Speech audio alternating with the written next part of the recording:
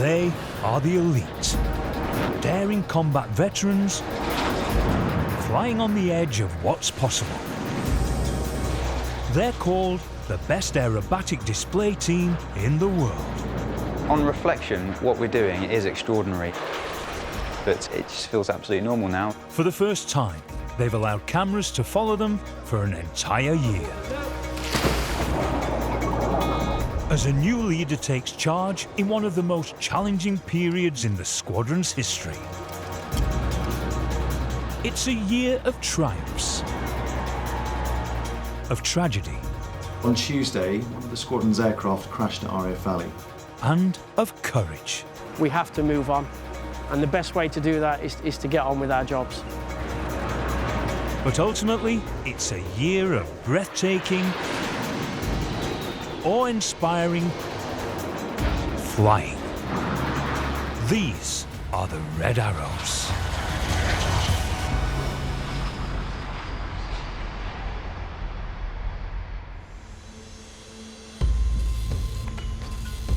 The Red Arrows 2018 display season is due to begin in just 4 weeks' time.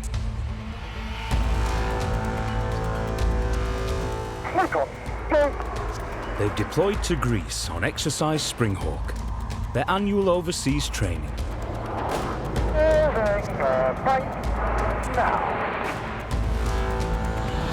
The guaranteed good weather is needed to prepare for PDA, the Public Display Authority test, which all the Reds must pass to perform displays to the public.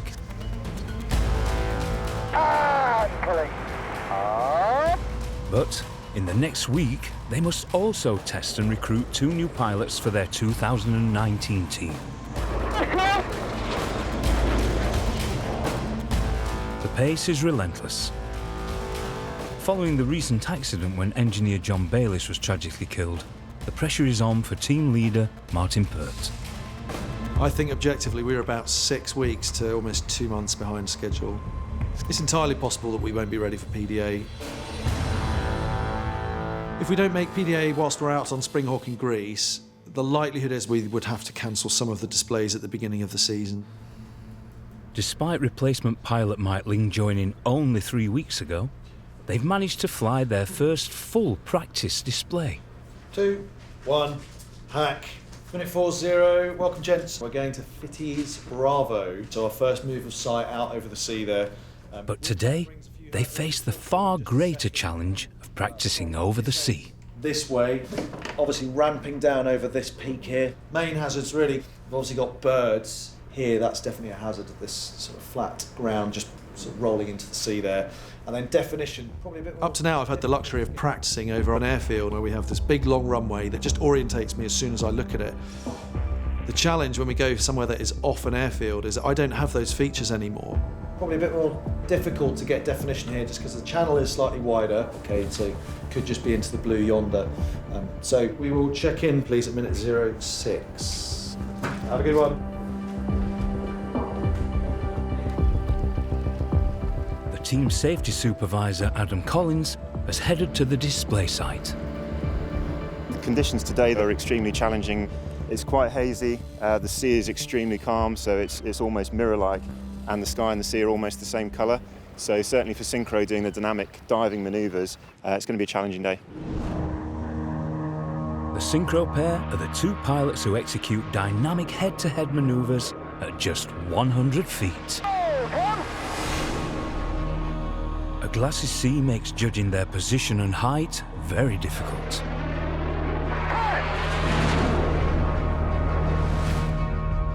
Today will be the first time really we've both had cross points where we've been coming down to 100 feet over the water and judging that 100 feet over the water.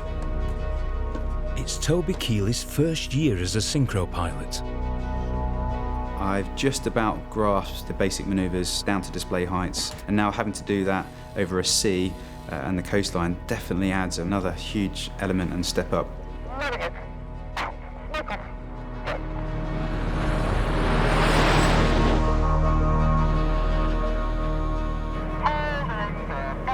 So one of the things I'm keeping an eye on is how they are levelling out from their manoeuvres.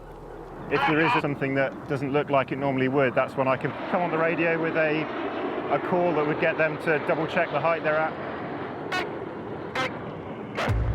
The first manoeuvres for the team go well.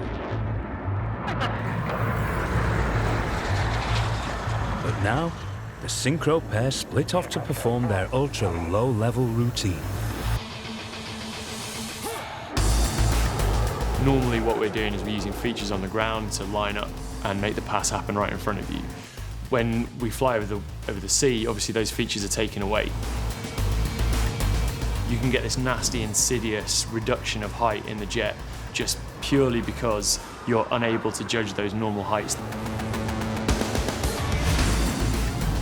The jets should pass so close, it looks like they'll collide.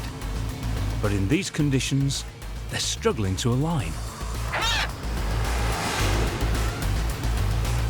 Today there was virtually no wind whatsoever, so it was a very, very flat and glassy sea. So it was quite difficult to actually judge the horizon. That combined with it being quite hazy as well, so it all kind of blended into one. But they do still manage some perfect crosses.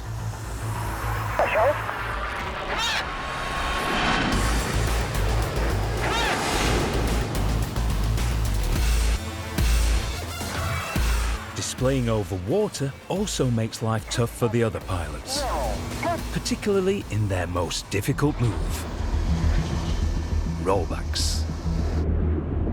Red 2 flew his rollback, and as he was moving into the slot, the closure that he had towards me was greater than he'd been used to. For safety, Red 2 executes the agreed escape plan, dropping under the formation. As Red 5 rolls back in, he can't see Red 2, so aborts, pulling clear of the formation. Whilst it probably looked particularly ugly, the actual procedure of that error breaking down was entirely correct. As ever, there's frustrating elements to everything, and procedurally I think there's a couple of bits in there that we didn't help ourselves with. The team have just 3 weeks to perfect their performance before their scheduled public display test. It was a bit of a worker. 6 major points. I think it's... If they're not ready, shows will have to be cancelled.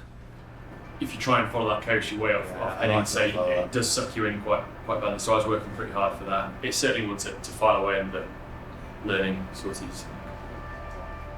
Copied all. All right. And they've got another ball to juggle, because 8 more top RAF fighter pilots have just arrived in Greece.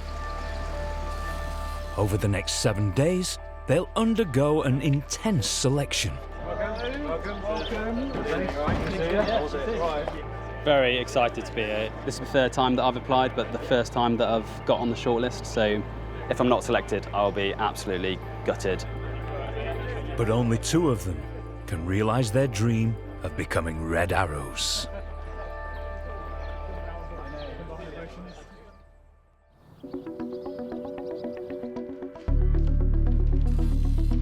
Eight crack RAF fighter pilots have arrived in Greece, hoping to be selected to join the Red Arrows. They've been shortlisted from 31 applicants. Over 7 intense days, their personalities will be continually assessed by the current team. They'll face flying tests and interviews. Only 2 will be selected. Okay, I'm just going to put my hand in the back of the helmet. If you lean in for me, just lean it, lifting off the brow. First, candidates have to get kitted out. Oh, really? Violated all night. These pilots don't have the correct equipment to fly the Red's Hawk jets because, back in the UK, they fly a very different aircraft. The state-of-the-art Typhoon fighter. The big one, I think, for me is going to be the flying test. So Hawk handles very differently to Typhoon. Thank you, mate. It's fine. And some have tried unsuccessfully for selection before. So this is the 2nd time I'm going out to the shortlist. In some ways that's going to help, and in some ways it's going to be harder in the fact that I know what the pressures are and how I'm going to feel at the end of the week. I applied last year for the first time. I got shortlisted, and that was a bit of a baptism of fire. This year, yeah, I've got the experience from last year, but I think with that comes also a little bit more nerves almost, because you've been there, you've done it before, so you expect to be perhaps a little bit more polished. Ready to go, right. Let's do this. Morning.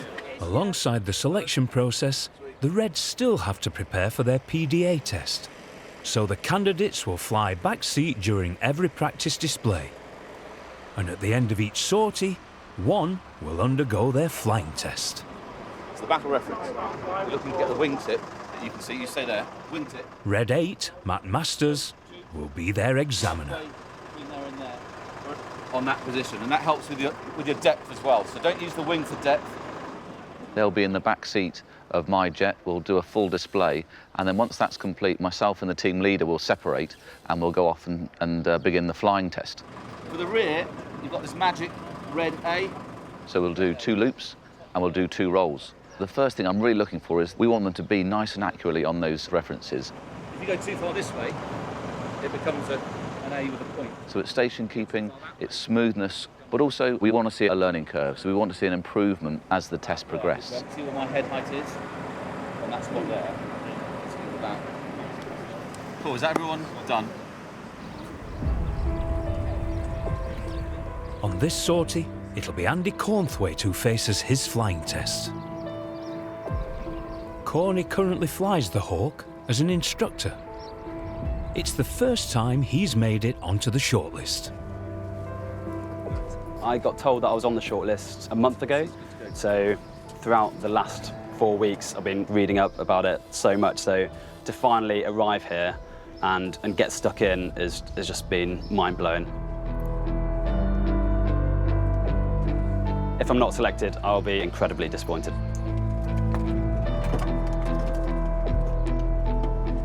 Always a daunting moment doing your flying test. Yeah. I think we all remember it really well, this moment, getting in knowing it's your test. But, yeah, I'm sure you'll have a good one.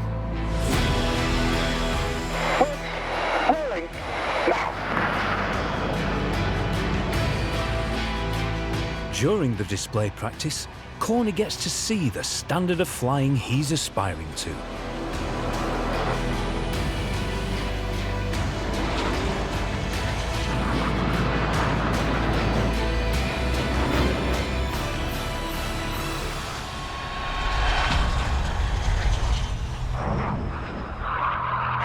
Thank you very much, that was mint.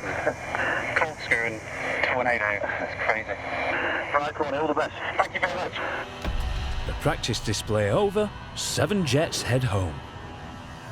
Now it's Corny's turn to prove he's got what it takes to be a Red Arrow. Right, Corny, well, I'll give you the controls, just shuffle forward onto your reference. Okay. Okay. You have control? Flight control, tell me. 8, ready. Down, and loose. No problem. And bring. Up. Corny must try to maintain this precise position just 6 feet from leader Purty. Forward. Correct that, Corny.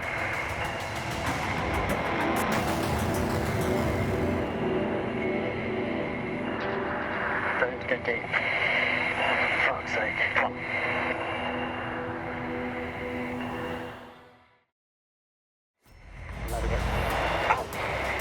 It's not perfect, but the loop goes well. Next, the far more difficult barrel roll. Ready when you are. 8. 8 ready. It's going to roll. 8. Up. Roll. Don't go wide, Paul.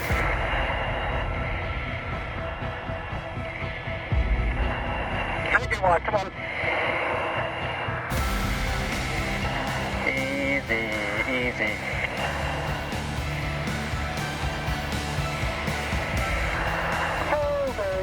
Back down.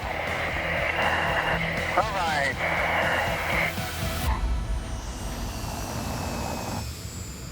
It was a pretty intense 45 minutes. Glad to get it done, but given a second go, I'd look to improve on certain bits for sure.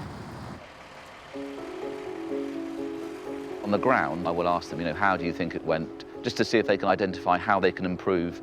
I'll let them go off to the debriefing room, and that gives myself and Red One the opportunity to compare notes and make an overall assessment. The flying test, if you make the slightest jerk or the slightest sort of mishandle, you instantly think, that's it, I'm never getting in the team. And you get no feedback, so you have absolutely no idea how you're doing. Flying 3 9-aircraft displays every day also makes this a hectic time for Circus. The engineers trained to fly backseat to service the jets when they travel away from home. It's always busy for us. We're always on the move. Quite a lot of hours, tireless work. And today, they've got a 10th jet to prepare. Okay, so we went through all the safety stuff again this morning. Because one new Circus member, Rose Buchanan, is about to take her first backseat flight, known as the shakedown. She's flying with team supervisor Cos. We'll go down to the aircraft in a few minutes. I'll help strap you in, make sure you're happy with where all the straps go and everything, and we'll just get you used to flying in the aircraft. I'll do some flying to begin with, and then depending on how you're feeling, we'll do some aerobatics. I've just had my pre-flight brief with Squadron Leader Collins, so really excited. Very, very nervous, but really excited as well, so looking forward to getting up there. All new Circus members must have a shakedown to familiarise them with the extremes of flying in a fast jet. Rose's was delayed, following the recent tragic crash. Good luck, enjoy. My Uber's here, see you later. Bye, Rose. Good luck. First time I got in the Hawk with cars, I was very nervous. I do get quite nervous for new things. Okay, you want to jump up? So you go right foot first. Hang on to the handle when you can reach it. Left into the cubby hole.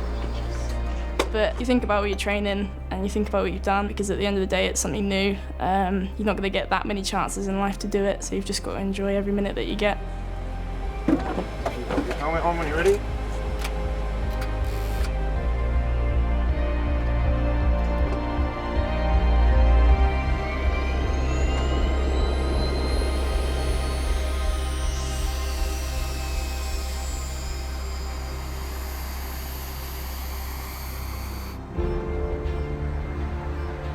Once we lifted off the ground, it was kind of like this really surreal feeling that I'm actually flying in a Red Arrow. This is a bit nuts. 22 years old, and I'm flying in the back of a Red Arrow in Greece. It's not really something you ever think you're ever going to do. Pulling the G is a bit weird, but I guess your body gets used to it, and it was really exciting. Under Cos's close watch, Rose is allowed a go on the control stick in the back, flying the Hawk herself.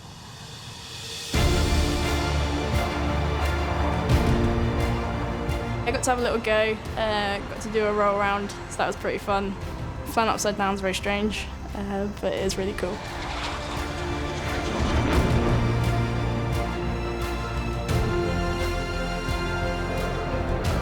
Massive relief when I landed, so it was really fun and just really grateful that I got that chance.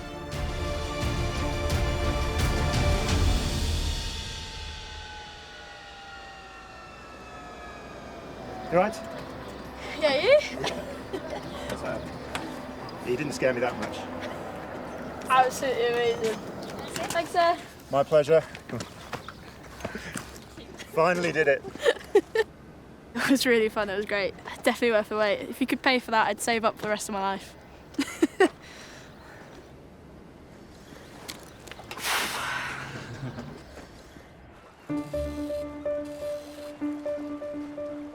It's the second day of shortlist week. Today the candidates face the dreaded formal interview. It's just too much waiting. The last time I had an interview was about 12 years ago when I joined the Royal Air Force, so perhaps a little bit out of interview practice. I do get tongue-tied and I'm not particularly articulate. His training for PDA over for the day, team leader Martin Pert sits on the interview board, with Andrew Keith, the big boss of the Red Arrows, and Finn Monaghan, the commandant of the Central Flying School. In the interview, I'm trying to uncover those little secrets that they've got. I'm trying to find out more about the individual, because I need to know that these people really are going to hold the course, because it really is a very, very challenging job. Welcome, Will. Happy first. Indeed, sir. Indeed, yes. Over with, you can relax in probably about 20 minutes. Right then, Will, please will you tell me, in one sentence and one sentence only, why should you be selected to join the Red Arrows over the other candidates? I have a very strong work ethic. That was it? One sentence. I was using a comma. Just thinking through some key phrases that I want to get in there and just trying to minimise the sweat that's pouring out of my palms. I'm the man for the job, comma. I am determined, I'm tenacious, reliable, dynamic, presentable. I'm a solid choice. As pilots in the Air Force, we do lots of briefings, we stand up in front of people all the time, we are put on the spot, but there's something very, very different about a formal interview and one for a job that you just want so badly. As jet pilots, we're used to being very good very quickly at something, and so being in the Red Arrows, I want to do it so much because it is difficult. That is the challenge. So, Simo, what are your personal motivations for wanting to join the Royal Air Force Aerobatic team, the Red Arrows? For me, it goes back a long time. When I was that 8-year-old boy, I used to go to air shows with my family, watch the Reds. I looked up and I thought, well, I'm going to give that a go. My dad wanted me to go into finance and that kind of stuff, and I always pushed back, and I'm now sitting in front of you today. That first display, as you hear that and pulling up, cool, must be absolutely incredible. And then being able to engage with the public would be a huge honour. Thanks very much. Thank you very much. Thank you very much. Thank you. Thank you, Colin. Thank you. For the first interview I've done in probably 16 years, I didn't feel it was too bad. Heck of a day. Really glad that it's over and time to get a beer. Next, the candidates go head-to-head with the Red Arrows. Last man standing as far as I'm concerned. And Red 6 is forced to make an emergency landing. I did a low-speed handling check. I just saw a bit of a flash of some sort of brown, black bird. It just hit and made a bit of a thud on the canopy.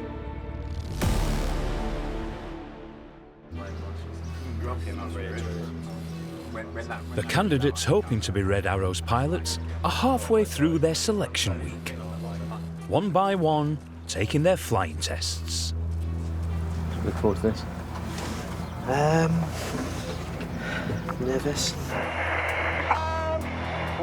A few have shown real talent, but many have struggled with close formation aerobatics.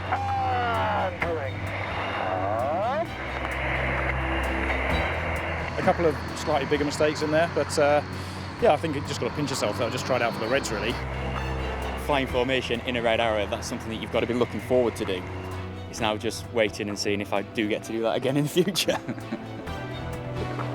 The current Red Arrows pilots are also under pressure. We were on crowd for the Typhoon roll just the prior to... Their big test, the Public Display Authority, is due in just 2 weeks. And that coming left in Tornado, just because I needed to get on with it, I called the coming left probably while you were sort of hanging back. Behind schedule following the accident, they're training flat out to avoid having to delay PDA and cancel shows. It's really intense because the temperature out in Greece at the moment is in the 30s. We're wearing these big heavy suits, and between the end of the debrief and the start of the next brief, we've got about 30 to 40 minutes to eat some lunch, drink, cool down. The aggressive manoeuvres flown by the synchro pair are particularly draining. Flying in synchro, there's a lot of intense high G manoeuvres, particularly when we're braking towards each other. We also do a sustained turn in our Circus manoeuvre, and that's a sustained 6G turn. You've really got to work hard to combat the effects of G-force. So you've got to tense your lower muscles, your abdomen, your stomach. And my head is weighing 6 times what it does normally. And you've got to work really hard to move your neck and your body. On one of the practice sorties, my air conditioning failed in the aeroplane, and I actually got stuck on fully hot. I was sweating profusely, and it was actually coming down my forehead and actually dripping into my eyes as well. So I was wiping sweat from my face, and that, whilst trying to concentrate on flying the perfect show, was pretty challenging. Anyone got a swimming pool for 7? It's weak flow, a bit of hot air though. Yeah, I'll get one of them next year. We'll do a full body. Toby's jet is grounded until a part for the air conditioning arrives from Britain. Down to 9 serviceable jets, they can't afford to lose another.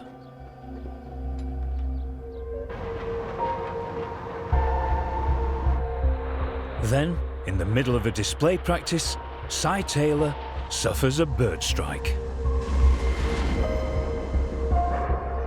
He breaks off and lands back at base.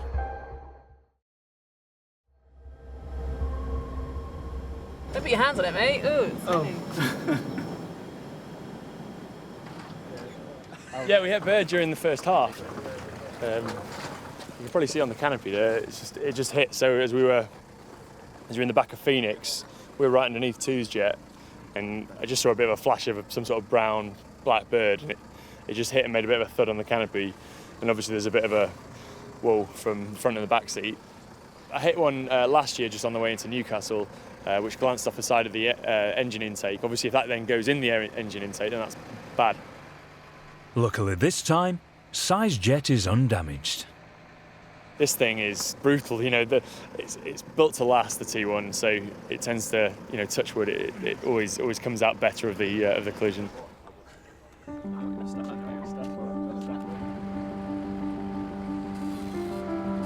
Even when flying ends for the day, the selection process for the new pilots continues. For me as the leader, I think it's crucially important that we try and get to know them, because we've got to work with them for, well, 11 months of the year. We are in each other's pockets, intensively flying, trusting each other and living on the road. So it's really important to get to know those guys. On the 4th day of selection, the shortlisters face the ultimate personality test.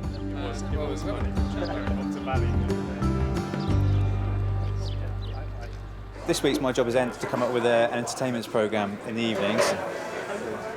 The casting's a traditional part of the short this week, and even if people won't admit it, everyone's got a competitive streak in them, so you may see some fairly aggressive driving out there.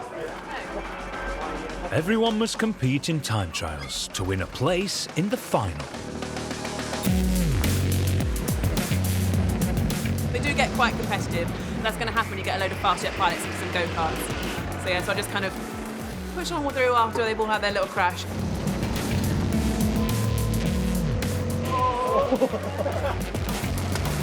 It's kind of why we do this. A, it's a lot of fun and get everyone together and get to know each other. But you know what it's like, someone that's just that little bit too competitive, you can just bring it out. And plus, if the boss gets run off the track by one of the shortlists, it's brilliant fun for all of us. So, yeah, fingers crossed. It is all-out competition in the go-karting. I'd be disappointed if those guys weren't out to try and win. But there's clearly a few tactics and a few little ruses and ploys to make sure that maybe they aren't going to be right at the top of the tree.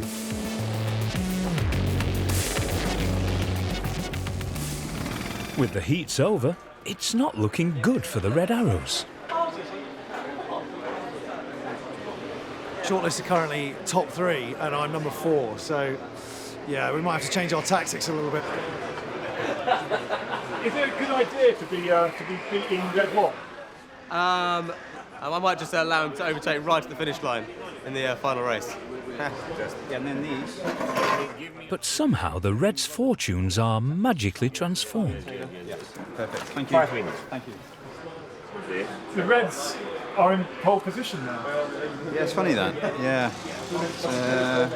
Whether it's a shortlist letting us win or we're actually best in the shortlist, we'll find out in a minute. It's just about to start the grand final.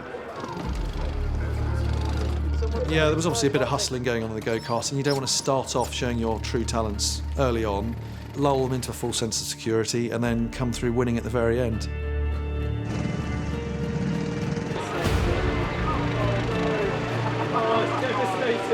Unfortunately, I was given the cart that stalled at any opportunity. Yeah, no doubt I would have won, but unfortunately in this instance my tools let me down.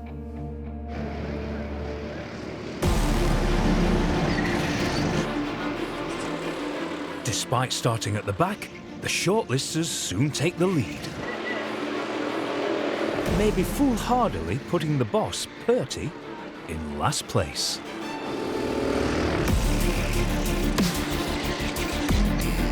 Fighting back, Purty spins off.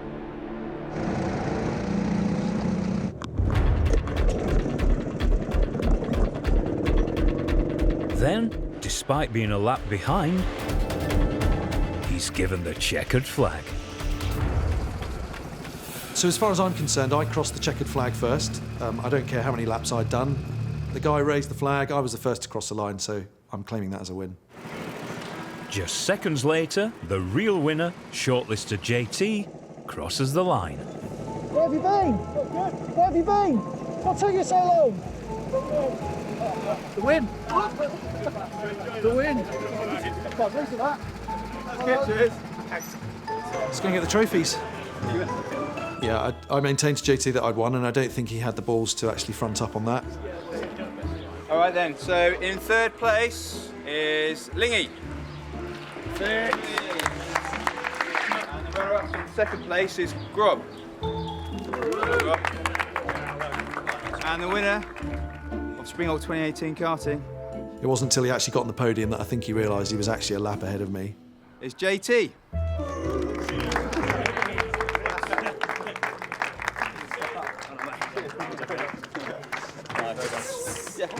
Well done.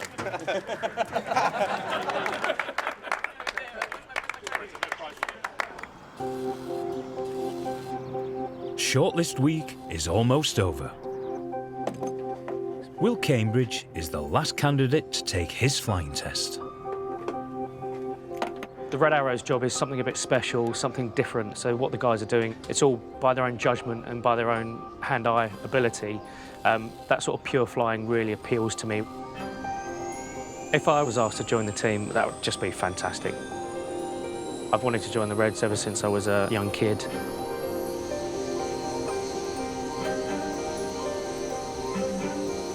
As they're about to taxi, there's a problem.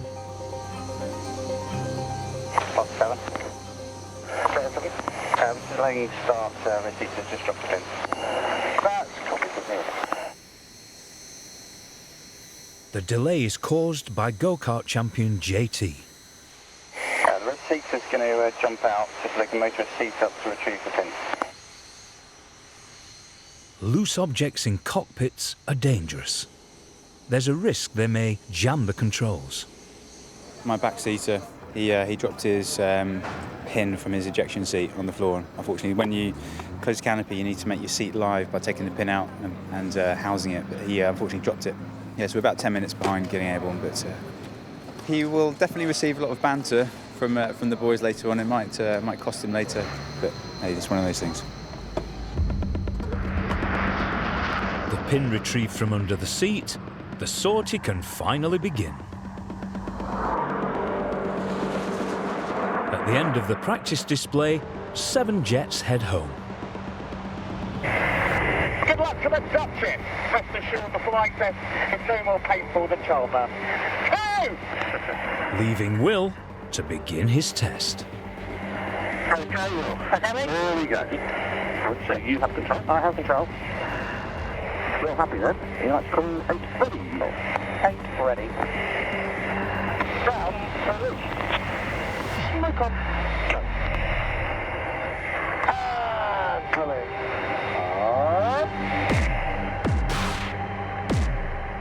Almost immediately, Will drops far out of position. But he manages to recover.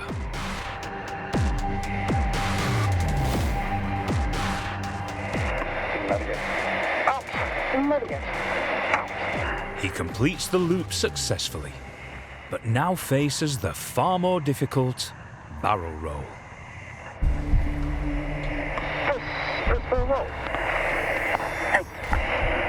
Easy. Up.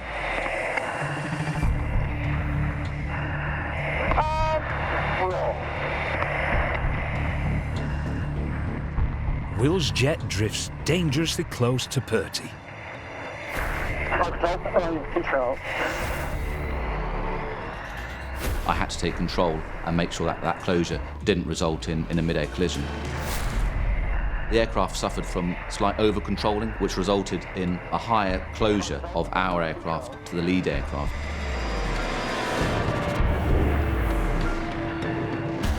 I took control and we safely moved back out onto the correct reference, and then I handed control back to Will. Okay, we'll just put that out of your mind. Okay. And we will just move forward. You have control. Fire control.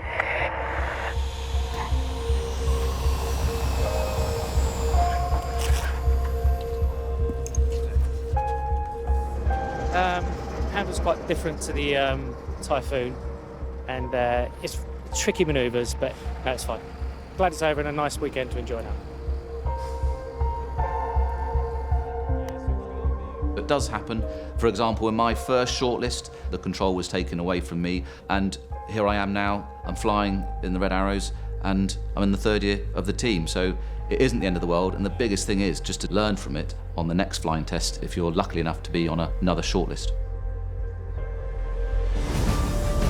If they're ready in time, the crucial PDA is scheduled just days away. But before then, the Red Arrows have another important commitment to carry out: a royal flypast.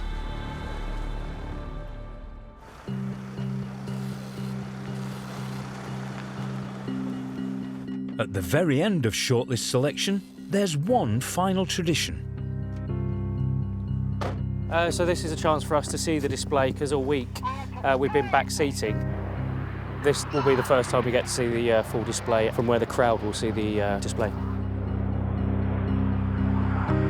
How are you guys feeling? Are you feeling tired now? No, not really. I've got to stay out here for another few weeks. Not tired at all then? No, not at all. I'm knackered. I'm knackered. I need to get to bed.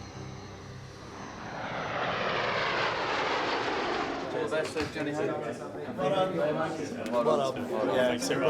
don't think I've done any disasters this week. I mean, there was a slight issue with delaying the whole display when I dropped the seat pin.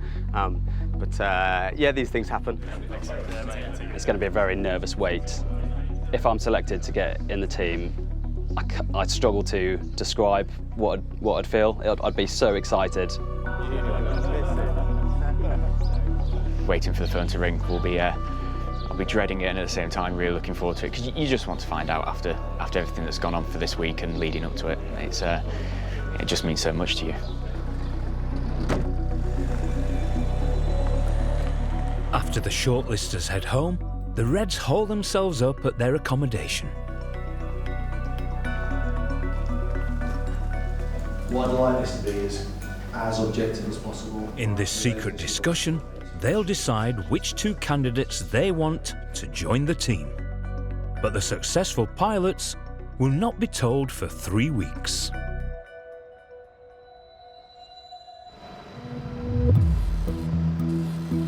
The all-important public display test is due in only 1 week. If the Reds fail, the display season will be postponed. But today, they've been given special dispensation to make one public appearance: an official flypast.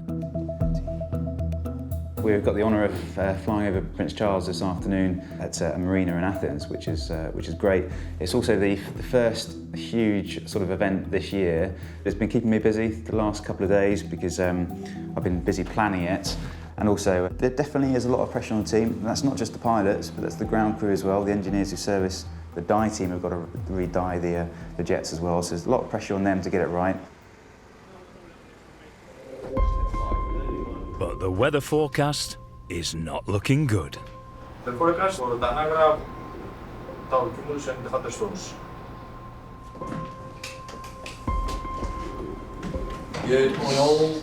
Obviously an important day, it's our first public outing, right, officially. It can be quite challenging weather out there as well. And as end, a great flight past for later on. Good. We'll brief at 25 past please for the next lot.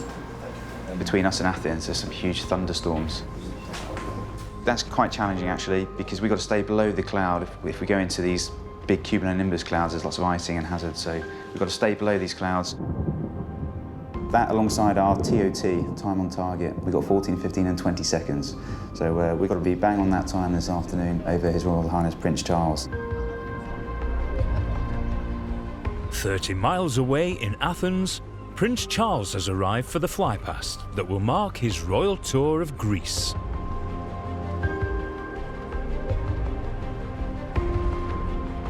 But back at the airbase, a thunderstorm has struck. Lo and behold, the weather was absolutely shocking that day. We had huge thunderstorms all around the area, within about 10 kilometres of the airfield.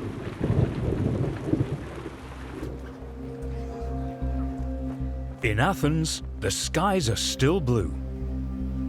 The royal party are in position, and the scheduled time for the flypast is just minutes away.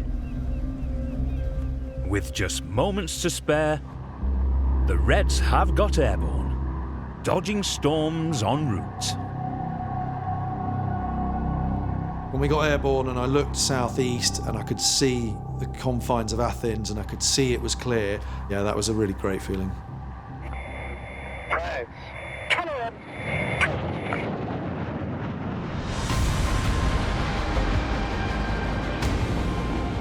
Nice one. Well done, everyone. Well done, number 7. Excellent. We pulled out the bag. The skies over Athens were blue, wide open, and the white and blue smoke went down a storm.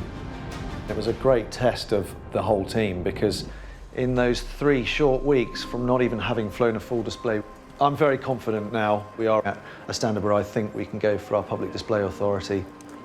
There's no doubting the talent of Lingy coming back into the Red 3 slot and his wealth of experience. But also I think the rest of the guys are just totally focused because they know what a challenge it is this year, of any year, to get to PDA status. Next time, the pressure's on for the Reds as they face their vital test. Gents, it is the last sortie, right? Let's put an absolute belter out there and we need to make this one really count.